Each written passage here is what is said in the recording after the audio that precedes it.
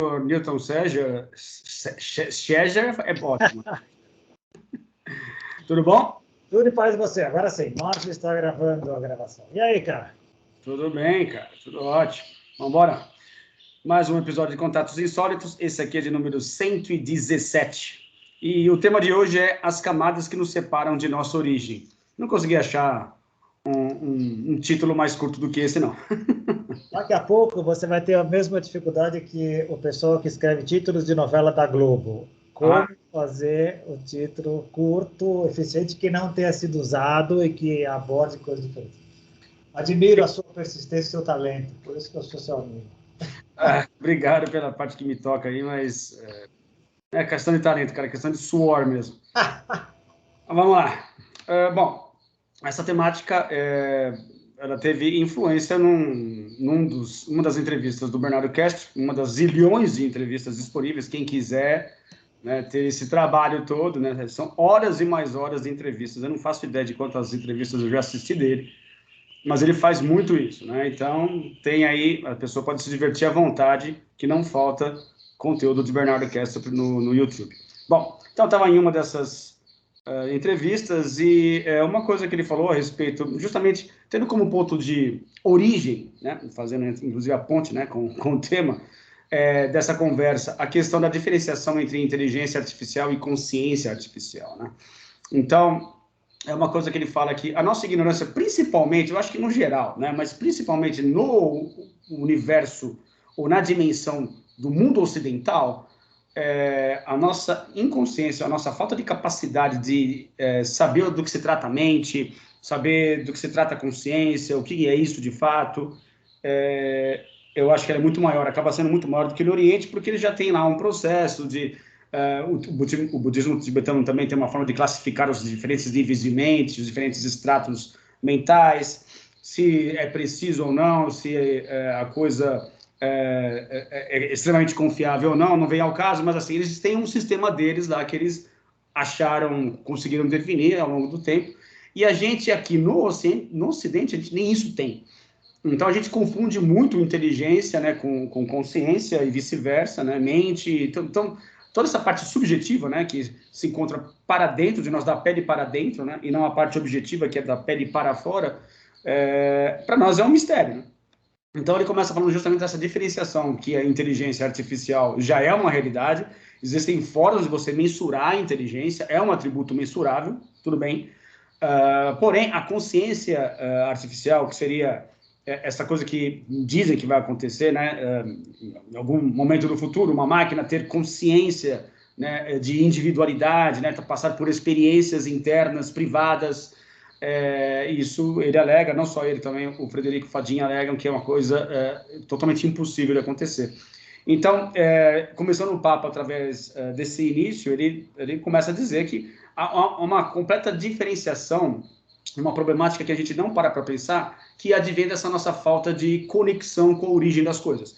Então, a computação, por exemplo, é um advento relativamente novo na nossa história, né? Se a gente pegar os primeiros indícios de ábacos, são advindos da Suméria, dos antigos sumérios, que é a capacidade de fazer cálculo, né? O ábaco foi criado para fazer isso, justamente para calcular. E o computador também foi criado com essa intenção, pelo menos inicialmente, né? Mas o que acontece?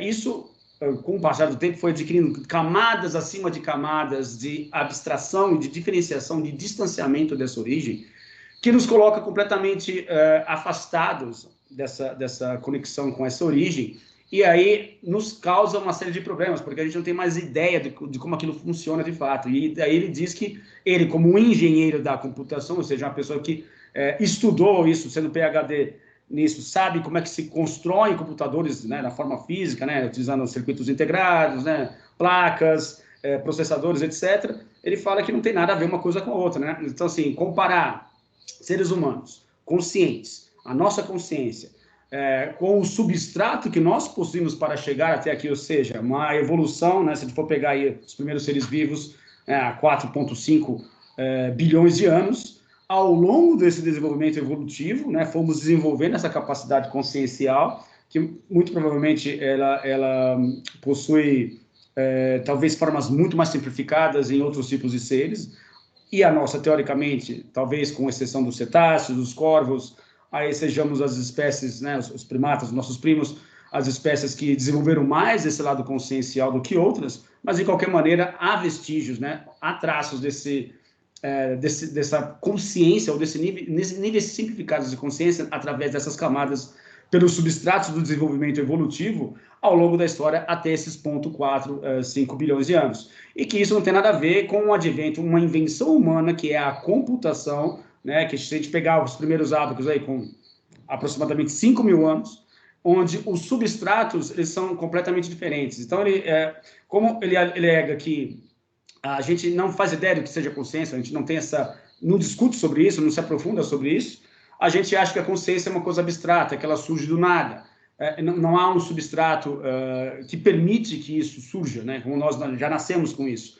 Então, ele diz que há essa confusão das pessoas acharem que, como num passe de mágica, o computador uma hora vai brotar com uma consciência vindo do nada, e que ele diz que alega que isso é impossível, né? Então, o papo começa a partir daí. Eu acho que tem alguns passos, aqui na verdade são alguns tópicos que eu gostaria de falar contigo, mas acho que para a gente começar esse papo já está valendo, você pode já fazer os seus primeiros comentários. Bora. Legal, muito bacana. E eu estava pensando, a gente poderia, depois de um certo tempo, já que a gente já está 117, né, programas? 117. Sempre que possível, como é que eu poderia dizer? Reforçar o título e navegar por mares mais insólitos. Acho que vai ficar mais interessante os papos, tá? Porque a gente não tem nenhuma obrigação a não ser explorar e tentar fazer coisa, né? Te ouvindo, o que me veio? Vários flashes, vamos ver se eu consigo lembrar de todos. Primeiro, para a pessoa leiga, que a maioria de nós, seres humanos, é perfeitamente compreensível que a pessoa confunda inteligência com consciência. É perfeitamente compreensível. Até para os estudiosos, se você vai ver, quem estuda isso, o Castro está numa área, mas tem várias pessoas que estudam isso. Neurocientistas, médicos, filósofos, uma série de coisas. Os termos têm definições diferentes. Até outro dia, o termo inteligência era só para inteligência cognitiva. É só aquilo que é possível medir por QI, ponto. E é super questionável. Hoje já se admite, graças a Howard... como é que ele chama mesmo? Howard Gardner, desde 1983, quando ele criou o termo em Harvard, as múltiplas inteligências, é que se admite inteligência emocional, inteligência social, inteligência matemática, mas tem gente que resiste isso e não tem ideia de que isso existe. Segundo ponto, a parte de consciência, uau! Ele e nós, e o pessoal da teoria integral, partem de um princípio, e muitas das grandes tradições partem do princípio que a maioria das pessoas do planeta não parte. Nós viemos de uma consciência cósmica gigante, primordial, anterior, ela se desmembrou e nós estamos voltando a ela. Quem não parte desse princípio acha que é um acaso mesmo, que é uma coisa que aconteceu, é como eu me identifico, né? Agora, indo além, ouvindo o que você falou, se as pessoas pegam, caramba, um leigo, caramba, o Márcio tem razão, olha da gente a gente partiu de um ábaco, a gente partiu de gente contando pedrinhas para um super iPad 14, iPhone 14, pô, a gente cresceu pra caramba. E eu consigo colocar lá dentro mais do que coisas para calcular. Você, inclusive, na descrição, você falou, o que era antes para calcular, hoje é muito mais do que isso. Puxa vida, se eu consigo colocar lá dentro uma série de coisas, será que eu não consigo colocar lá dentro o meu interior? Então, eu acho que o leigo é capaz de pensar, não, um dia eu vou chegar na consciência a máquina vai ter consciência. Recentemente não aconteceu lá, aquele cara da Microsoft foi demitido porque supostamente a máquina estaria conversando com ele e disse que a máquina tinha consciência? Sim. E não tinha um outro também que foi ameaçado, a máquina ameaçou, eu sei os seus dados, se você me ameaçou. Eu não lembro exatamente, mas teve um papo assim, mas eu nem fui investigar, não sei direito. Parece que ele teria revelado o codinome Sidney e falou assim, você me prejudicou nos meus meios aqui, a máquina conversando com ele. E eu posso te prejudicar, a pessoa desafiou, você não pode me prejudicar com isso de maneira nenhuma, eu sou uma pessoa, você é uma máquina, eu sei os seus dados pessoais, eu posso acabar com a sua reputação online, eu posso... E isso, as pessoas arregalou os olhos como você fez agora. Isso é consciência? Então, eu tenho certeza que algumas pessoas, dependendo da definição delas, elas dirão sim, a gente sabe que é uma coisa muito maior. Eu tenho ideia de onde o Bernardo Castro parte do princípio dele, e é muito parecido com o pessoal da teoria integral das grandes tradições, da onde vem. e eu também concordo por enquanto. Eu também aprendi a nunca dizer nunca, então não sei onde é que a gente pode chegar. Mas eu entendo o que você quer falar. De qualquer maneira, tem uma desconexão com uma origem lá atrás, de uma interiorização que a gente teve que criar, lembrando que tudo indica que a gente não teve sempre consciência. A gente nunca foi sempre autoconsciente. A gente dá por certo de que sempre foi assim? Não, parece que não, a gente foi desenvolvendo. Né? E sabe outra coisa que me ocorreu também, já te passando a bola? Partindo do princípio que talvez, algumas criaturas vieram de outros orbes da galáxia e dos planetas, vieram aqui e agarraram protossímios e mexeram de certa maneira e facilitaram o advento, ou aceleraram o advento da consciência. Puxa vida, se isso alguns de nós acham que seria possível acontecer, também não seria legítimo algumas pessoas pensarem, poxa vida, o que serão os computadores quânticos no futuro? Será que eles não serão capazes de desenvolver alguma coisa interna? Enfim, entrando naquela parte insólita que eu te falei. Né? Hoje, não. Silício por silício. Silício não é carbono, silício não é vida, é uma série de outras coisas. Mas eu acho compreensível que as pessoas tenham essa dúvida. Só isso que eu queria falar. Não, legal. Eu concordo contigo, mas é justamente isso que a gente está tentando quebrar, né? Justamente essa maneira comum de se pensar que a gente está tentando quebrar aqui. Afinal, o título, né, dessa série Contatos Históricos, a gente está aqui para falar sobre coisas do ponto de vista que fogem, né, do mainstream, né, cara? Que fogem daquilo que nós consideramos como normalmente aceitável. Mas eu acho que há uma questão em particular, ainda voltando à questão dos ábacos, né, que seria importante a gente enfatizar, que é que o ábaco, tendo sido criado para calcular, fazer cálculos, e os primeiros computadores também, né, inicialmente pelo menos, isso é apenas... porque há uma diferença não apenas em substrato, em termos de estrutura, mas também em termos de função.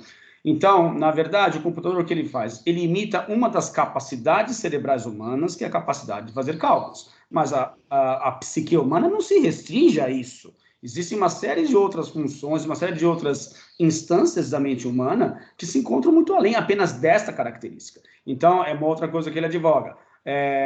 Baseado numa capacidade humana em particular, você criou toda uma estrutura computacional hoje em dia, em termos de complexidade, que você pega as gerações de hoje, por exemplo, já nasceram com computadores, com internet, com tudo isso.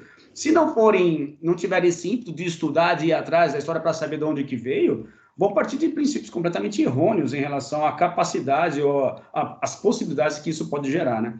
Então, é um outro aspecto interessante, né? De ter aí intuição, emoção, sentimento, tudo isso faz parte da consciência, né? E assim, são outras características que dão mais riqueza ainda à capacidade consciencial, né? De ter essa experiência interna, de estar passando por algo, a capacidade de ter experiências, né? Basicamente é isso. Que um computador baseado em apenas uma dessas qualidades seria capaz de fazer. Concordo. E fui além, fui tentar pensar no que seria o máximo de capacidade de um computador que pudesse ter. Né? Então, imagina uma máquina que fosse capaz de internalizar todas as definições de todos os idiomas, todas as línguas, tudo que a gente pudesse colocar para fora. Tudo que existiria na internet, por exemplo, né? que é o universo. Então, mesmo assim, ele seria capaz de reproduzir a definição de amor, a definição de medo, a definição de paixão, mas nunca a sensação em si. Né? Como é que ele diria? Sensação de um chocolate amargo 70% cacau. Ele pode dar definição, se tiver escrito em algum lugar, mas jamais ele será capaz de vivenciar, experimentar. Exato. Esse é o ponto, justamente esse é o ponto, né? Então, assim, eu não duvido, e acho que também o próprio Bernardo Kessler, embora não esteja lembrado se ele já tenha falado isso em algum lugar, mas de que nós seremos capazes de produzir imitações de consciência, ou seja, simulações, né? Coisas que nos dão a entender que aquela máquina está sendo consciente, né? Então, por exemplo, o Watson, acho que quando ganhou lá o Kasparov, né? Isso. Quando ganhou dele lá, né? Parece que ela foi programada para dizer, ficar empolgada quando você estava ganhando uma coisa assim, tipo assim, uhul, ganhei e tal, né? E aí acho que alguém perguntou, poxa, mas né, que reação estranha que uma máquina ter, né? Ela realmente está empolgada, ela está realmente tendo essa reação. Aí o cara que, né, um dos caras responsáveis pela IBM lá, né, pelo projeto, disse que não, a gente programou a máquina para, né, em determinados momentos ela se expressar dessa forma, mas é simplesmente um algoritmo de programação, não tem nada a ver com consciência. Você tem toda a razão, acho que é por aí mesmo. E lembra, você falou do outro, eu acho que a gente tem também uma lembrança, sempre tem o outro lado da maçã, né? O lado, entre aspas, negativo, do Hall, do filme do 2001, né? Que supostamente tomou conta sozinho, consciencialmente, dizendo o que era melhor ou pior para a população, para a existência, continuidade dele, máquina e da existência, né? Esse eu acho que é o nosso grande pesadelo. Eu acho que uma das partes apocalípticas que a gente vive, vamos criar equipamentos, máquinas para facilitar a nossa vida até o dia que elas chegam à conclusão que nós já chegamos, que nós somos descartáveis para o bem do planeta e nós seremos eliminados. Essa é parte do nosso pesadelo, que vem do interior, né? É das nossas sombras, das nossas coisas. Não há dúvida que eles serão capazes de reproduzir esse tipo de coisa, mas isso não significa que eles serão capazes de sentir o que a gente sente. O que a gente sente é um oceano tão grande que a gente até criou termos como inefável. Isto é, não consigo definir. Eu consigo te passar uma ideia e você vai pegar essa ideia e você vai elaborar por sua conta pelos teus sentidos e vai tentar chegar a algo lá, né? Como explicar a cor aqua, azul celeste, sem você ver, para um cego? Você pode dar definição, mas se a pessoa não for capaz de perceber e experimentar, e isso é legal, esse desafio mas o que você falou e ele falou é legal.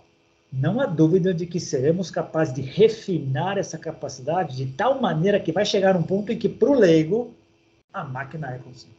Ele vai chegar, ela é consciente, ela sabe tudo de mim. Tudo. Existe uma relação bizarra, que é uma coisa que quando começou a surgir os primeiros robôs da Boston Dynamics, hoje já está famoso, né? Mas eu me lembro que isso há muito tempo atrás eles já estavam fazendo esses experimentos, e para que eles para que eles consigam que o robô aprenda, né, o machine learning, eles precisam desequilibrar os robôs, bater no robô e dar empurrões. E era uma sensação muito ruim para mim, agora estou falando de mim, tá? Para mim era uma sensação muito ruim. Algo ali cara, dizia assim, ele está batendo em alguma coisa que parece que está viva, né? Tá empurrando, tá batendo, tá dando porrada, né, com um bastão, assim, empurrando, tá prejudicando algo que, inicialmente, não era para eu estar assistindo isso. Mas eu não sei por que razão, porque eu imito os movimentos de um animal e justamente por parecer algo do tipo, parece que a gente cria uma empatia instantânea, imediata, que se encontra além do nossa capacidade, não sei se é cognitiva, mas sei lá, ela não é nada racional. Não é nada racional. Então, como explicar isso também? É estranho isso. Então, se no futuro os robôs ficarem cada vez mais parecidos conosco, né, androides de fato imitando a vida humana, pode gerar esse tipo de sentimento, né? Quanto mais refinado isso ficar, acho que mais a gente vai estar com essa empatia voltada para uma máquina que, de fato, se a gente for analisar lá no substrato dela no início, não há uma consciência ali por trás, mas a gente, pela percepção objetiva, não pela subjetiva, obviamente, né, que eu não tenho acesso à sua mente, você nem tem acesso à minha, não temos esse poder de telepatia, pelo menos de forma normal, assim, no dia a dia, mas a gente vai olhar para uma coisa desse tipo, né, uma máquina desse jeito, um robô, e a gente vai ter essa sensação desagradável, de repente, de achar que estamos lidando com alguém semelhante a nós. É muito estranho. Muito estranho. E olha que louco, olha que legal isso daí, que eu acho que é bacana. A gente tem, naturalmente, nós seres humanos, as criaturas conscienciais, a gente tem, naturalmente, essa empatia, essa compaixão. De novo, eu sei que você tem, a gente sabe que todas as pessoas que estão vendo esse canal, todas as pessoas têm isso, mas a gente não sabe exatamente como funciona. Eu não sei exatamente o que você sentiu quando você viu aquela simulação de uma criatura viva sendo agredida, sendo ameaçada. Mas eu consigo criar uma sensação minha. Te ouvindo, eu consigo criar uma sensação minha. Seguramente ela é diferente, mas ela não é muito diferente. Ela provavelmente é muito similar, porque eu te conheço, eu também sou humano. Então, tem uma similaridade aí. Todas as pessoas que te ouviram, de uma maneira ou de outra, vai estar num espectro assim, elas vão conseguir. É mais ou menos isso aqui que ele sentiu. É a mesma coisa que a gente vê quando um cachorro na rua é agredido, uma outra pessoa. Não é exatamente igual a sensação que a gente tem. Parênteses. Partindo do princípio de que estamos falando de pessoas que não são psicopatas. Fecha parênteses. Exatamente. As pessoas que têm isso. Agora, vamos além. Você falou isso? O livro é legal, mas parece que o filme ficou melhor. Aquele Eu, Robô, do Asimov. Lembra da cena do robô, como ele era? Ele tinha os movimentos da mão, do braço. parecia uma pessoa. E não gerava aquela empatia, os olhos, o rosto, dependendo do formato, uau, a gente tinha isso, gera em todas as pessoas. É impressionante. Vai ser natural que isso aconteça. Talvez, mesmo por mecanismos evolutivos, a gente tenha desenvolvido isso ao longo da história, justamente para facilitar o nosso convívio, a cooperação, etc. E aí eu acho que a gente não se acostumou ainda, talvez é uma novidade muito grande em termos evolutivos, né? A criação de robôs semelhantes a nós, e vai requerer ainda um certo tempo que a gente se acostume, então a gente projeta nessas criaturas o mesmo tipo de sensação intuitiva, empática que a gente adquiriu ao longo dos milhares de anos de evolução. Sei lá. Bem colocado. Ainda entrando já na esfera, ou continuando na esfera do insólito, olha as diferenças entre os robôs que a gente vem acompanhando televisivamente. O robô da família Robinson na primeira versão. Olha o robô do Asimov, olha como é que eles vêm humanizando-se. O que era o ciborgue, o homem de 6 milhões de dólares, lembra? Com o braço igualzinho, ele vem se humanizando. Vai chegar um ponto que o que a gente imagina que é? Será um de nós vai cuidar da gente e tal, né? Impressionante, né? Bom, eu acho que uma parte legal também aqui para a gente começar a falar a respeito seriam as diferenças entre esses substratos, né? Como é que a gente pode analisar isso de uma forma um pouco mais pormenorizada. Então, você pega, por exemplo, o substrato, né, responsável, ou que, não sei se é responsável, mas o substrato, né, aí partindo do ponto invertido, né, porque a gente está sempre trabalhando aqui em relação à mente sendo a origem de tudo e a matéria sendo a consequência da mente, mas vamos inverter um pouquinho só para exemplificar. A partir do princípio de que a matéria é a origem. Então, você tem um substrato que permite a consciência estar ancorada aqui nessa realidade, né, que é feito o quê? De metabolismo, né? Ou seja, umidade, temperatura, pressão, e esse metabolismo que todos os seres vivos apresentam, né, que apesar da variedade de seres vivos ser absurda, né, extremamente variado, todas elas possuem essa característica comum desse metabolismo, né, essa capacidade de se reproduzir, enfim, de passar os genes adiante, etc. Né? Bom, então esse é um substrato, né, que permite que a consciência esteja ali integrada ou esteja ali ancorada. E você tem do outro um substrato feito de silício, o ambiente tem que ser completamente seco, completamente diferente de um ambiente úmido. Se houver umidade ali, vai danificar todo o processo. Energia elétrica, sei lá, e placas-mãe, placas de vídeo, circuito integrado, enfim, todos esses tipos, transistores. Então, assim, são dois substratos completamente diferentes. Então, mais uma vez, por a gente não saber o que se trata a mente, ou nunca ter se aprofundado nessa questão da natureza da consciência, etc., a gente acha que é um processo abstrato demais, que surge espontaneamente como um passe de mágica, e se esquece que precisa de substratos que deem condição para isso ser ancorado. Então, é um problema muito grande para nós, e essa separação é importante. O Bernardo Kessler alega uma coisa muito interessante também, que seria possível, ele fala que isso é plenamente possível, eu entendo desse assunto, você construir um computador apenas com canos, água e válvulas de pressão. Só que o problema é que para construir um computador assim, ele teria que ter o tamanho da Lua, né? Então seria uma coisa inexequível e, enfim, inviável. Mas assim, então não há uma razão, com nenhuma base, para que você, em um determinado momento, eu acho que essa estrutura gigantesca, uma hora vai ficar consciente, né? vai brotar consciência espontaneamente a partir dessa estrutura, e aí teremos um computador que vai ter autoconsciência, vai conseguir passar por essas experiências internas. Né? Então, ele falou que o processo é o mesmo, mas o nosso nível como posso dizer assim, a nossa falta de preparo para pensar nas origens das coisas e na forma como elas se desenvolveram também nos distancia desse entendimento. Fantástico. A dinâmica da vida em si, né? E as criaturas, a gente seria a quintessência, pelo menos desse planeta, da criatura mais bem adaptada, autoconsciente que restou, né? O Antônio Damasio, o doutor Antônio Damasio, acho que eu já falei da outra vez, no livro Sentir e Saber, ele, no conceito que ele tem de consciência, ele acha que os paramécios têm um nível de consciência, mesmo não tendo sistema vertebral e tal, mas é em outro nível e vem crescendo, e a gente seria a quintessência disso. Supostamente, a partir do Big Bang, teria que ser uma entropia absurda, e nós somos a negentropia, nós somos a coisa mais organizada, ordenada que existe. olhar por dentro o que é o nosso sistema digestivo, circulatório, é uma coisa impressionante. Uma máquina que fosse capaz de produzir isso é ficção científica, que a gente está tentando até hoje. Se os materiais constitutivos forem silício, transistores, etc., não vai conseguir gerar esse tipo de coisa. O que talvez vá acontecer, estava te ouvindo, eu me lembrei dos Borgs, da Star Trek, né? Tentando colocar num corpo humano partes de um computador e tal, mas não, os Borgs não são autoconscientes, eles dependem do computador central que determina o que eles fazem.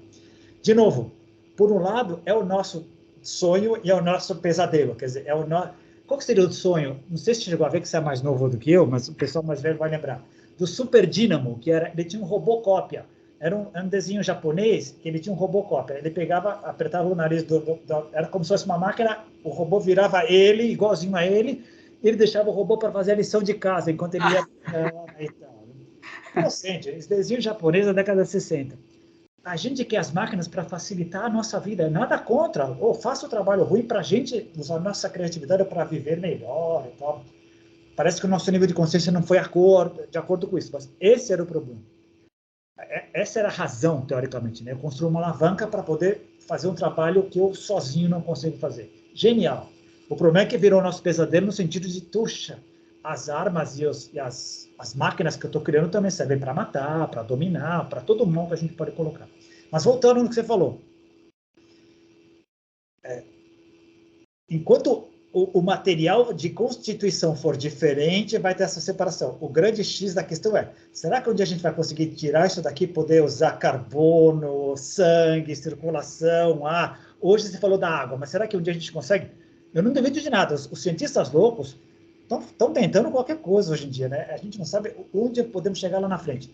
Mas, de novo, os padrões de hoje, pensando na riqueza consciencial que cada um de nós realmente não dá. Não parece concebível, né? A riqueza interior reproduzida com autonomia parece difícil de acontecer. E a gente recai, inclusive, no problema, aquele grande problema o problema difícil da consciência, né, cara? Que fala justamente sobre isso. Não há parâmetros físicos ou arranjos físicos possíveis, né, materiais, que sejam capazes de explicar como você tem a sensação de estar apaixonado, ou como é que você está sentindo dor de barriga, ou como é que é o sabor de uma barra de chocolate, ou como é que sei lá, estar num show de luzes de uma banda que você gosta e está sentindo emocionado por causa daquilo. Não há qualquer ligação de uma coisa com a outra. Então, esse é um problema muito sério, né? Que é onde há esse beco sem saída, onde ele não consegue mais fazer a coisa andar a partir daí. E outra coisa também que é legal, vai ser tangencial ao nosso assunto de hoje, o quanto é importante a sociabilidade. A gente desenvolveu muita coisa através, inclusive, os próprios neurocientistas dizem isso, dos chamados neurônios espelho. Vendo no outro algumas coisas, vendo no seu rosto a tua reação, que eu também costumo mimetizar uma série de coisas e enriqueço o meu interior, e a gente enriquece junto socialmente.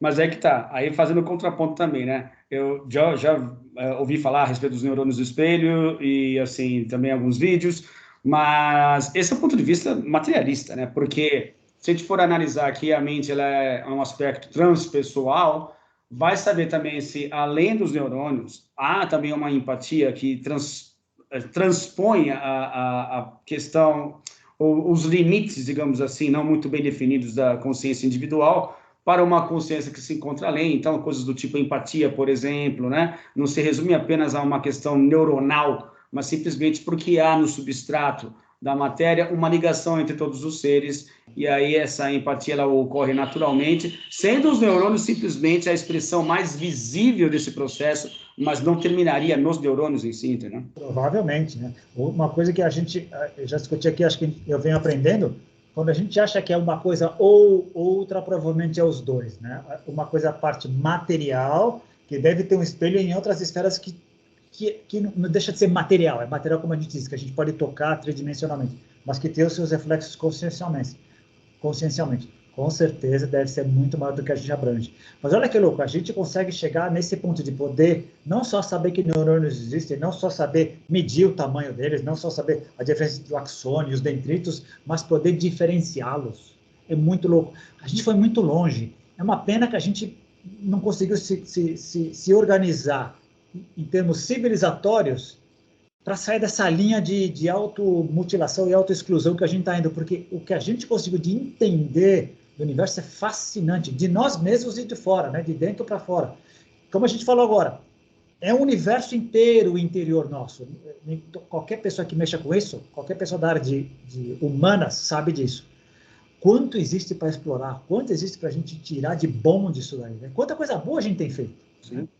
Mas o outro lado da moeda é terrível. Né?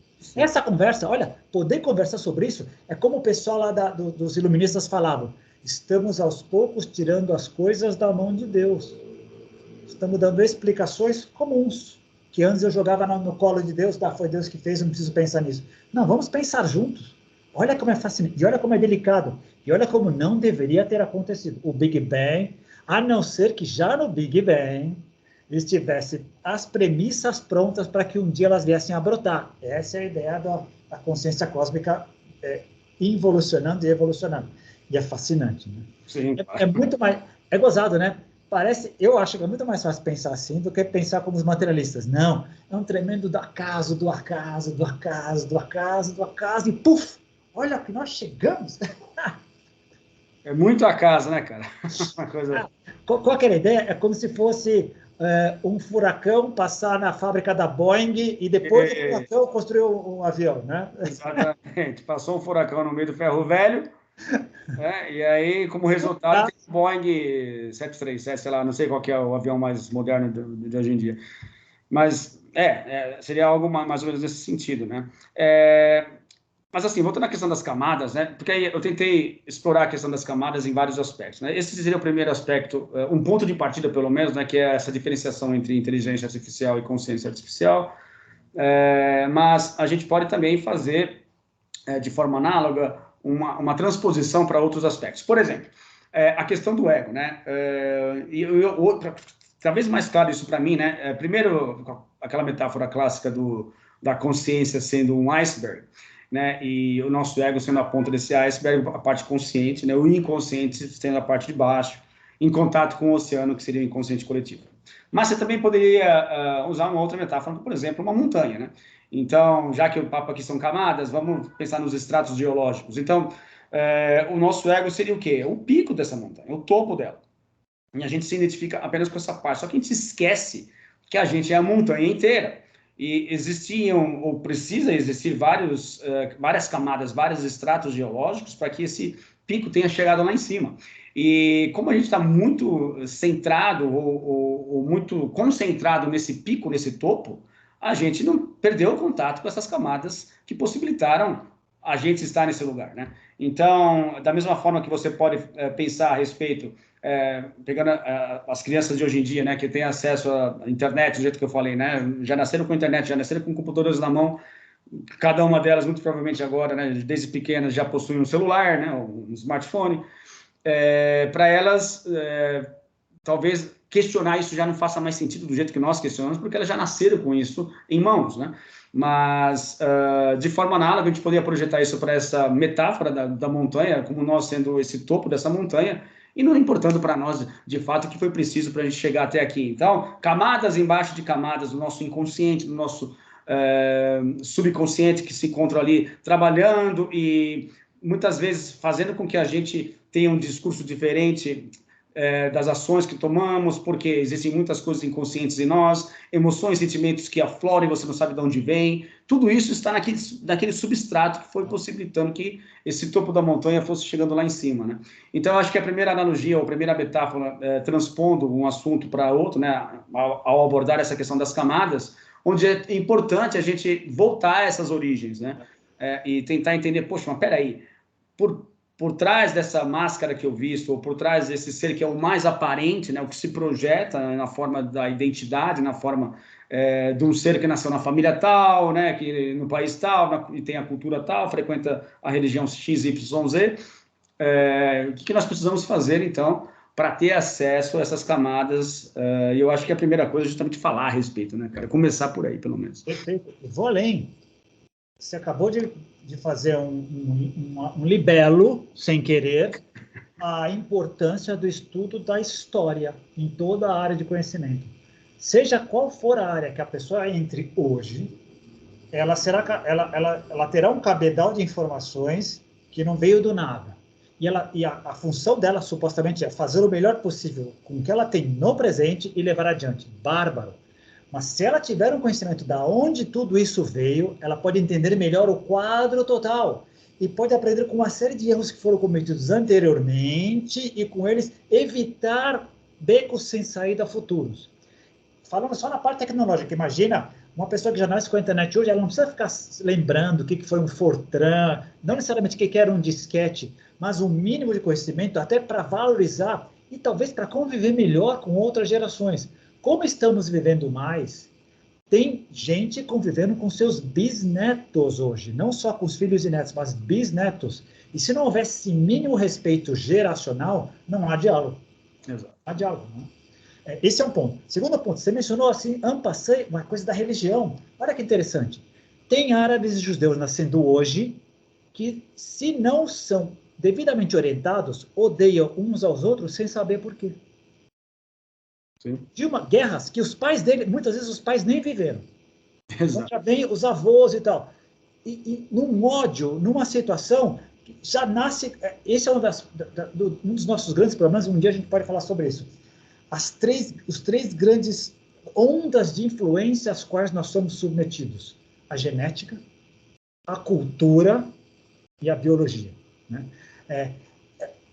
Se a cultura te mete ali, você vai odiar o outro por si mesmo, e não tem jeito. Um estudo histórico pode levar a resolução de problemas impressionantes, e, de novo, é a volta à origem. Como é que nós chegamos até aqui hoje? Estamos no pico, como é que nós chegamos até aqui hoje?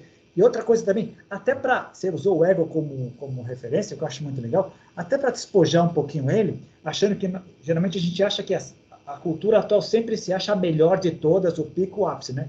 Lembrando das marcadas que foram feitas atrás e que são feitas hoje. É bom ter usando até o termo, é bom ter um espelho de vez em quando para ver os erros que são cometidos hoje. Supostamente não deveria se repetir, e se repetem, né? Exatamente. É aí que a teoria integral, quando eles usam aquela ideia do integrar e superar, quer dizer, absorver e transcender, incluir e transcender, a ideia é essa: eu continuo reconhecendo que faz parte de mim, eu continuo reconhecendo que isso aqui está aqui, só que eu fui além e eu reconheço quem está lá atrás, em todos os sentidos, inclusive nessa parte interior, né, que muitos não conseguem enxergar. Exato.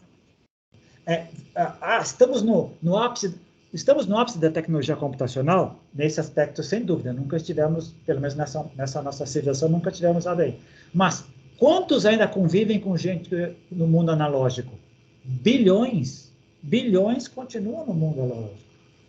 Para bilhões de pessoas, não importa se o UBS comprou o Credit Suisse ontem. Não muda nada. Continua sem água lá e não sabe se vai comer hoje à noite.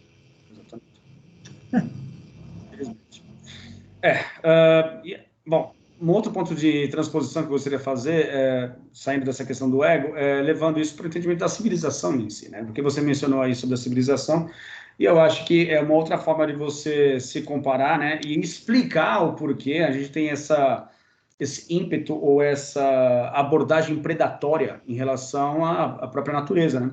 Então, a gente foi criando camada acima de camada de ficções, né?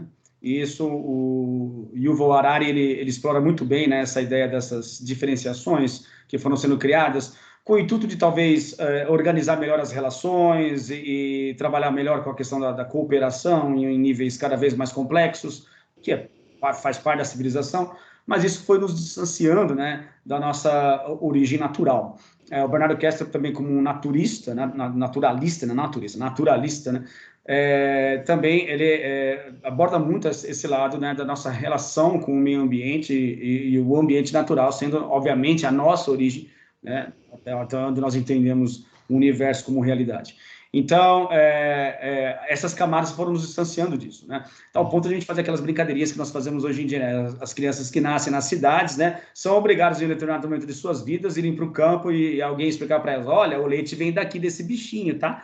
Não vem na caixinha lá no supermercado, não. Por quê? Foram criadas camadas de distanciamento em relação à origem daquilo, onde você foi perdendo contato com aquilo e você parte de premissas muito equivocadas se você não volta a ter relação com essa origem, né?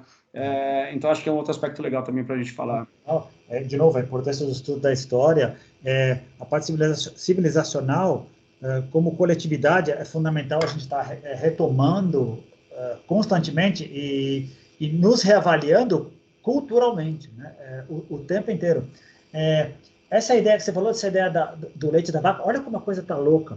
Muitas delas acham que o telefone está pronto. O celular está aqui, a tela já está pronta para o meu dedo, inclusive. Olha o trabalho, a ideia do Donald Hoffman fala isso, né? Você não tem ideia do que está por trás de cada um desses ícones. Quanto não foi feito ali por trás, o quanto de tecnologia tem isso daí, quantas horas de trabalho, quantas pessoas se dedicaram a chegar neste ponto, para daqui em diante você tem esse conforto. Exato.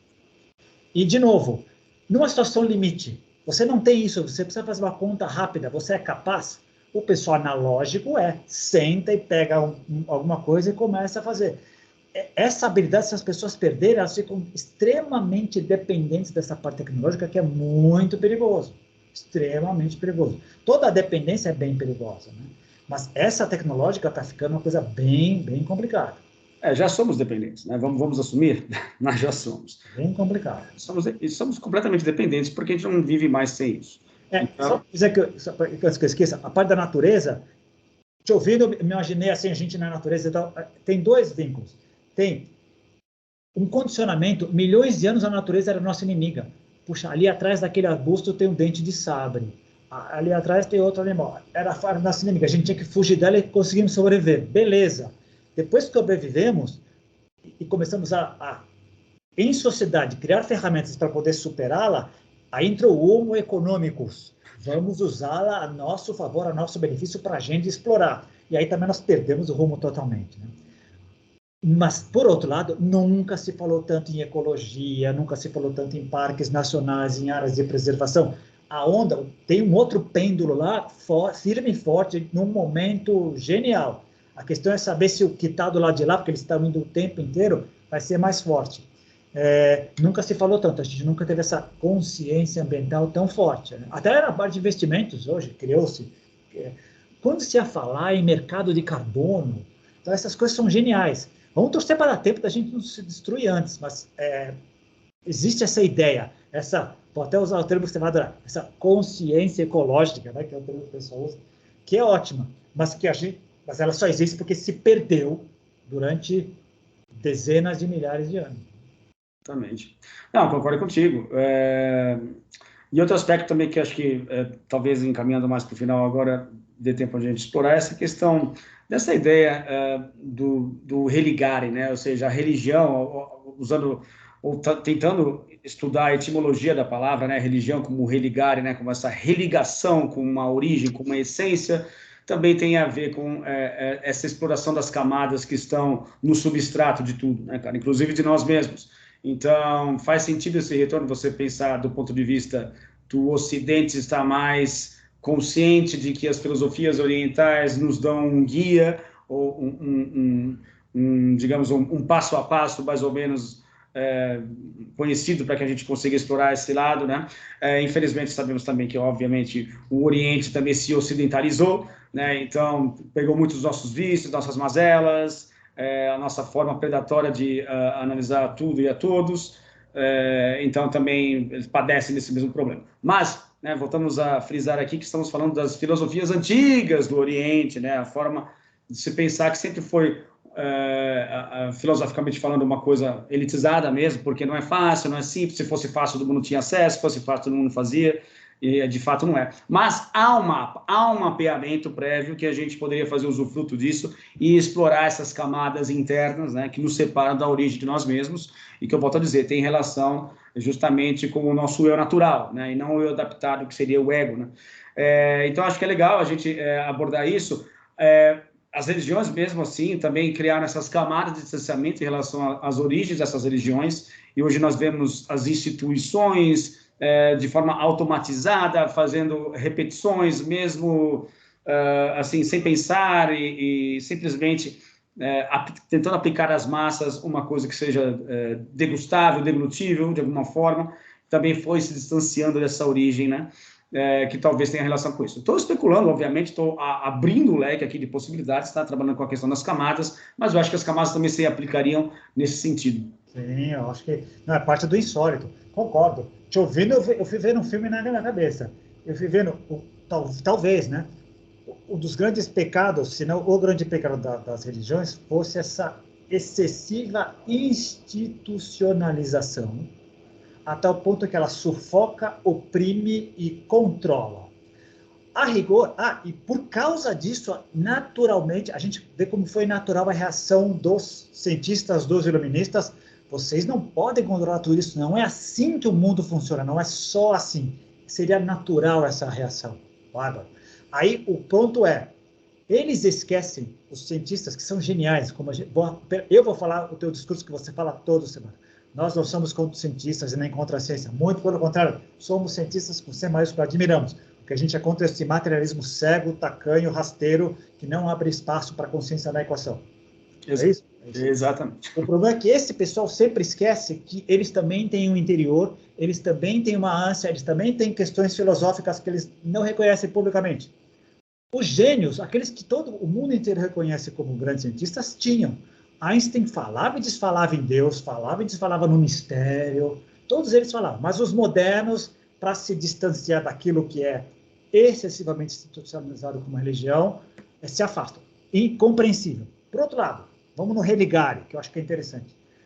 Como é que eu penso religião hoje, né? Religião seria a tentativa de estruturar a espiritualidade. Legal, antes era eu com uma divindade direto, eu com a consciência cósmica direto.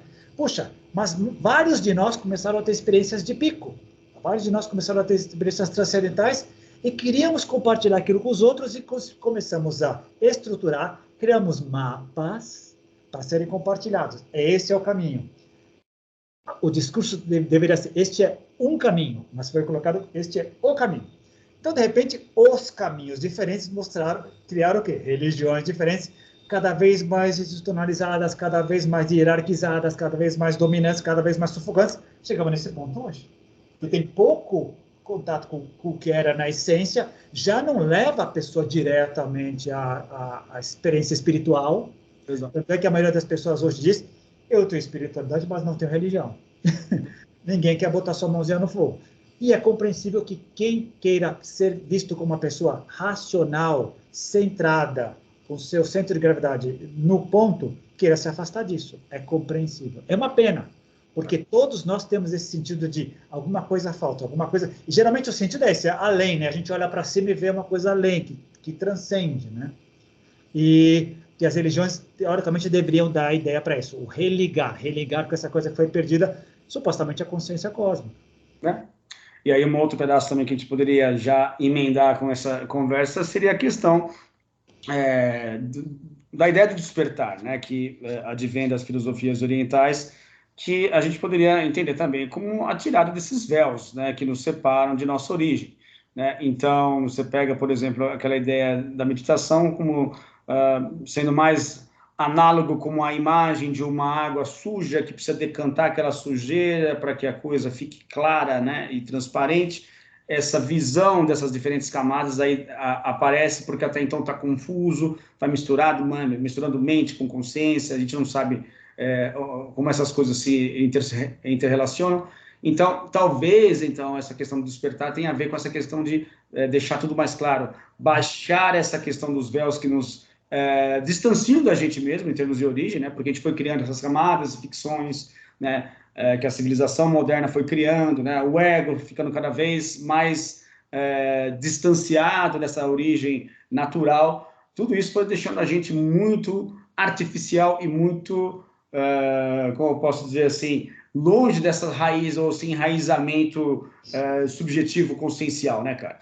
E e tanto é que toda a questão da simbologia que a gente vem abordando também em alguns episódios, né, também tem relação com essa seta que aponta para uma transcendência que a gente perde em termos de palavras, né, vai chegando momentos que a gente vai ficando cada vez mais difícil aqui de, inclusive, falar sobre os temas que a gente propõe, né, cara? Porque a gente vai adentrando em níveis de complexidade, níveis de abstração, onde as palavras não dão mais conta, né? Mas o que? A gente pode fazer o uso das metáforas, e a gente pode fazer o uso da simbologia, né, que nos aponta para uma direção. Então, eu acho que essa questão de camadas, e entendimento da realidade em camadas, ela pode ser extrapolada para diferentes setores. E entendendo que as coisas funcionam dessa forma, a gente passa a ter uma visão um pouco mais aprofundada sobre tudo, né? Muito bem colocado. Te ouvindo agora, me veio até a ideia que a gente tem um carinho natural e uma tendência natural a ver a parte oriental do mundo, por ela ser mais antiga e por ela ter dado para a gente um substrato, para usar o termo que você usa bastante hoje, mais interessante. Mas, pelo lado de cá, e o lado ocidental basicamente é cristão, né?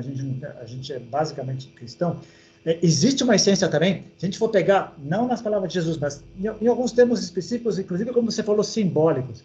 Puxa, você quer entrar no reino dos céus? Você quer se iluminar? Você quer transcender? Nasça de novo. Né? Qual a ideia? Vai voltar para o útero? Não. Toda essa bagagem que você tem, deixa aí. Deixa suas vestes aí. Né? Vem, começa de novo. Né? Ou, vós sois deuses. Então não procura fora, que já está ali, mas limpa, já está lá. Já está lá. Né? Tem também, olha só, é que a gente, é como se já tenha alguns traços, alguns esboços de alguns mapas e caminhos. Muitas pessoas pegaram suas mochilas e estão caminhando, mas a maioria se perde, a maioria não consegue entender ou cai na armadilha do dogmatismo literal, que a gente já conversou, que geralmente é o que acaba virando uma âncora, né? Eu não consigo entender, mas você está lendo literalmente. Exato. E não vai entender mesmo, porque requer uma bagagem, um estofo maior. Então, mas justamente pelo fato de haver esse abismo, né, cara, entre o estudo da consciência, o estudo da mente, né, e o tipo de vida que a gente leva, né, o estilo de vida que nós levamos, que é da pele para fora, né, então nós estamos muito voltados para o aspecto objetivo da vida. O nosso dia a dia, nosso cotidiano, nossos trabalhos, tudo é voltado para a questão objetiva, e poucas vezes elas lidam com a questão interior, com a questão subjetiva, né, ou seja, a experiência interna.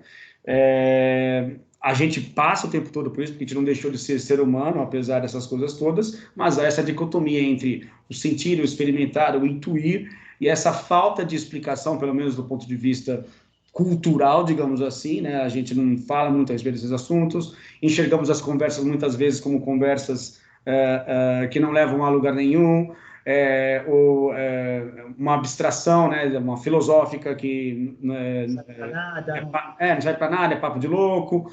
Então, vai criando esses abismos cada vez maiores, né, entre a nossa essência, né, e o que acontece no mundo objetivo. E sabemos que numa instância muito mais profunda, tudo é consciência, né, tá tudo dentro da consciência. Então, lógico, não estou falando da minha consciência particular, nem da sua em particular, estamos falando de uma consciência cósmica, uma consciência transpessoal, que não é antropomórfica de jeito nenhum, né? Somos um aspecto dessa consciência, né? Um dos possíveis aspectos, temos toda a natureza, todo o metabolismo natural também, dando a sua margem de contribuição para esse entendimento, para essa intuição que é captada ao longo do tempo que nós ficamos encarnados aqui, depois disso recolhido. Até uma outra coisa que o Bernardo Kessler falou também nesse mesmo episódio, que eu acabei lembrando agora, que até a simbologia da morte, né, que é a morte com um capuz e uma foice, né, que até aquilo, ele falou, obviamente, eu não concordo com a imagem, mas quem inventou isso, ou as pessoas que não transpuseram, mas que foram repetindo essa simbologia ao longo dos séculos, talvez tivesse uma intuição a respeito dessa ideia de nós estarmos aqui a serviço dessa consciência cósmica, e esse ceifamento no sentido de recolher, né, de fazer a colheita daquilo que foi vivenciado na vida, para que essa consciência cósmica receba toda essa informação, receba toda essa experiência, e isso vai enriquecendo esse processo, né? Então, simbolicamente, faz sentido se você tivesse esses olhos de enxergar além e chegar a isso de uma forma mais transcendente e não literal. Né? Ideia de colheita é uma ideia legal, uma ideia boa, né? É bem bacana. Você estava falando uma coisa que me veio, que eu queria falar, que acho que era bem interessante, deixa eu ver se eu consigo recuperar. A ideia da civilização, nas várias camadas. Puxa, me perdi, acho que era... lembrei. Muita gente pode pensar, legal, vocês dois aí, mas não fecha o que eu estou pensando, eu acho que não vale a pena investir muito nisso e tal. Que consequências haveria desse tipo de coisa? Eu tentei me ocorrer agora uma coisa mais palpável. Olha ao redor. Olhemos ao nosso redor, 8 bilhões de pessoas, e vamos ver uma consciência clara, uma consequência clara, perdão. A maioria de nós vive em estados patológicos de doença, ou física ou mental. E, na maior parte da existência, infeliz. Sendo que a felicidade, em qualquer lugar do mundo, em qualquer momento da história, seria a busca primordial de todas as pessoas. Se chegar um Gallup da vida e sair perguntando para todas as civilizações o que você quer ser da vida, eu quero ser feliz. E a maioria de nós é infeliz e não sabe por quê. E todo esse pacote, essa falta de sentido, essa distância da origem, eu não sei de onde eu vim direito. Se eu não sei de onde eu vim direito, para onde eu estou indo, eu não sei onde eu estou. Se situar é a primeira coisa. O que a gente tem feito aqui, as pessoas que se dedicam a se questionar, a tentar conversar, a gente perdeu a capacidade de conversar e trocar ideias, no mínimo, me situar, né? Quando eu estou totalmente perdido, eu vou me sentir infeliz, eu vou me sentir oprimido pelas circunstâncias. Eu não tenho... Claro que a gente já discutiu aqui, a gente acha que a gente não tem o controle da nossa vida, mas já tem o mínimo de controle sobre aquilo que a gente pode vir a pensar e atuar. Como eu posso reagir? Eu posso não controlar o meio, mas eu posso controlar como eu reajo ao meio. Exato. Né? Muda um pouco o meu cenário, muda um pouco as circunstâncias.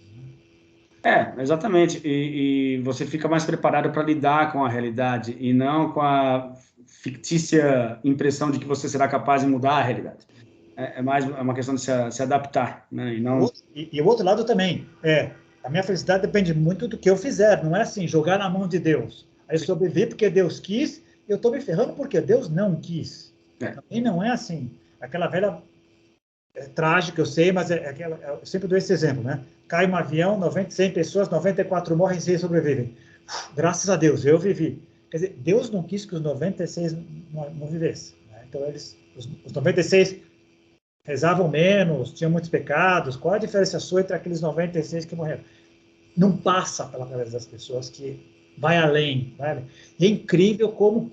O que me surpreende não é isso, é a gente perceber que tem pessoas que não conseguem ver o teto. O que me surpreende é, caramba, qual é o tamanho do meu teto? O quanto é gigante que eu não estou enxergando nela, que eu acho que eu estou enxergando muito hoje. Mas quanta coisa a gente não sabe, não tem ideia, cara. Você está falando de teto, eu usaria uma outra analogia. Eu usaria a analogia do solo, do enraizamento. Onde que está o fim disso para baixo? O tamanho da minha raiz, né? Não sabemos. A ideia é do profundo, mais uma vez, né? Vamos apelar aqui para o capítulo profundo, o livro Os Semedores de Vida, que seria a palavra utilizada para definir Deus, né? Na linguagem dos seres extraterrestres que estão ali dentro do livro, né? Deus seria o profundo. E que hoje em dia tem uma outra leitura sobre isso também, né? Hoje em dia eu entendo essa palavra, era a mesma palavra, não mudou, né? Ao longo do tempo. Mas hoje eu vejo isso faz muito mais sentido essa palavrinha utilizada do que fazia antes para mim. E olha que legal, estava lá no capítulo 6 ou 7 do livro do Benítez, escrito logo quando as coisas aconteceram, ele já falava sobre isso. Claro que não tinha capacidade nenhuma de entender. Carlos Paz, 19 anos depois, reescreve e dá aquela ideia muito maior, e a gente que veio bebendo dessa fonte, imagina, se a gente se permitir, uau, como a gente entende, e como a gente fica pequeno, né? Ou a gente entende como Sócrates era genial, né? Putz, não sabemos de nada. Por isso que eu volto a apelar para essa analogia da montanha, do iceberg, ou até de um gráfico mesmo, né? A ideia de um gráfico onde somos a ponta desse gráfico, não uma bolinha, vamos pôr uma bolinha no topo desse gráfico, só que a gente é o gráfico inteiro. Ou seja, fazemos parte dessa curva inteira, só que a gente está tão concentrado em um aspecto da vida em particular, que é o estilo de vida que levamos, que nos obriga a focar dessa forma, né? Por questões de cultura, por questões de adaptação, etc. Mas a gente é a curva inteira. Então, essa capacidade de passar a enxergar essas camadas, né, que nos separam do restante da curva, né, é o que talvez nos ajude a fazer... se desenvolver consciencialmente, ou, né, usando aquele termo que eu não gosto, mas às vezes tenho que apelar, espiritualmente, como algumas pessoas gostam de mencionar. E a ideia da curva, só para terminar, o que a gente vê hoje como, teoricamente, uma corcova ascendente, quando a gente põe a lente da estatística, a gente vai ver que é uma série de sobes e desces e volatilidade o tempo inteiro. Exato. Mas como o nosso foco ele é muito estreito, né, digamos assim. Então, a gente foca exatamente em um aspecto da vida, só que se esquece de que existem outras coisas em jogo acontecendo em paralelo. E estudar história, ver a coisa, contextualizar, abrir o leque, enfim, expandir, dá trabalho. Dá trabalho. Nada é fácil, né, cara? Nada realmente importante nessa vida é fácil. Essa é uma das máximas que eu utilizo. Mas tudo bem, cara, faz parte do jogo, né, que a gente está vivendo, temos que levar isso adiante, não tem jeito. Será que deu? Acho que deu. Praticamente. Tá vendo raios aqui? Tá vendo raios aqui? Praticamente 1 horinha. Dessa vez não choveu, né? Nos últimos episódios tem chovido. Bom, mais uma vez, eu gostaria de agradecer a sua participação, sempre inestimável. Aproveitar e falar para as pessoas, né, curtirem o canal, fazerem seus comentários, se inscreverem, enfim, participarem de uma forma mais ativa, porque isso ajuda o canal a crescer. E até a próxima semana com mais um episódio de Contatos Insólitos. Um grande abraço, cara. Beleza, Roberto, até mais. Tchau, tchau.